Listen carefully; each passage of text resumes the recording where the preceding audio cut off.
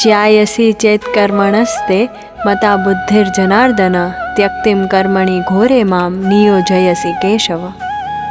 इस श्लोक के द्वारा अर्जुन भगवान श्री कृष्ण से कहते हैं, हे मधुसूदन, यदि आप ज्ञान को कर्म से श्रेष्ठ समझते हैं तो फिर मुझे इस युद्ध में क्यों लगाना चाहते हैं। व्यामिश्रेणेव वाक्येन बुद्धिं मोहयसीव मे तदेकं वद निश्चित्य येन श्रेयोहमाप्युनाम।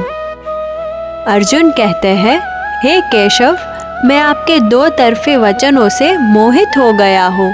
कृपया निश्चय करके मुझे एक बात बताइए जो मेरे लिए कल्याणकारक हो।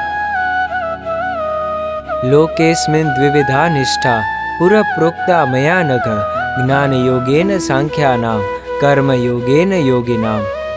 हे निष्पाप अर्जुन, इस लोक में मेरे द्वारा दो प्रकार की निष्ठा पहले से ही कही गई है।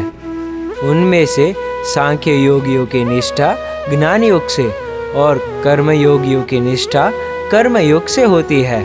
सन्यासी मुझे अपने ज्ञान से प्राप्त करने का प्रयास करता है और योगी मुझे अपने कर्म से प्राप्त करने का प्रयास करता है।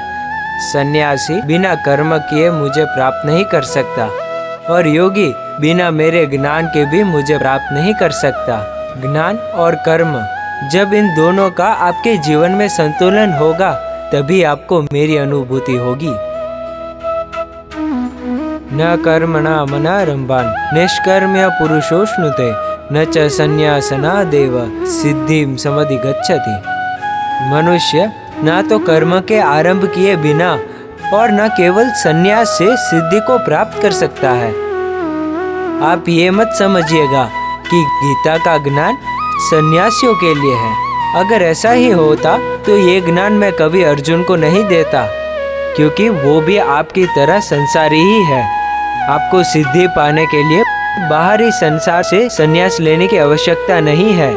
आपके भीतर जो काम, क्रोध, लोभ है, इनसे आपको संन्यास लेने की आवश्यकता है।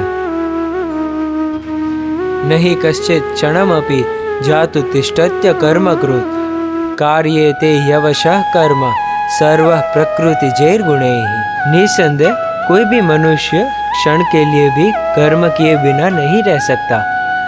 मैं स्वयं भी कर्म किए बिना नहीं रह सकता। व्यक्ति को प्रकृति से अर्जित गुणों के अनुसार कर्म करना ही पड़ता है। मनुष्य वैसा ही कर्म करता है जैसे उसे प्रकृति करवाती है। यदि आप ऐसा सोचते हैं कि सभी कर्म आपके अनुसार होते हैं तो ये आपका भ्रम है। आपका शरीर भी आपके वश में नहीं है। क्या आप जानते हैं कब काम करना बंद कर देगा? नहीं ना। फिर ये कैसे सोच लिया कि आपके कर्म आपके वश में है?